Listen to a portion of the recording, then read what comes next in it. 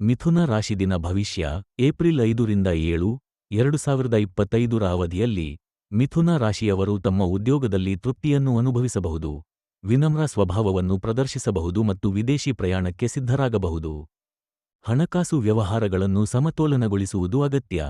ವೈವಾಹಿಕ ಜೀವನ ಸಂತೋಷಕರವಾಗಿರುತ್ತದೆ ಮತ್ತು ಕ್ರೀಡಾ ವೃತ್ತಿಪರರಿಗೆ ಮಹತ್ವದ ಅವಕಾಶಗಳು ಲಭಿಸಬಹುದು. ವ್ಯಾಪಾರದಲ್ಲಿ ಉತ್ತಮ ಪ್ರಗತಿ ಕಾಣಬಹುದು. ಕುಟುಂಬದೊಂದಿಗೆ ಸಂತೋಷಕರ ಕ್ಷಣಗಳನ್ನು ಕಳೆಯಬಹುದು ಮತ್ತು ಅನಗತ್ಯ ಖರ್ಚನ್ನು ಸಮರ್ಥವಾಗಿ ನಿರ್ವಹಿಸಬಹುದು.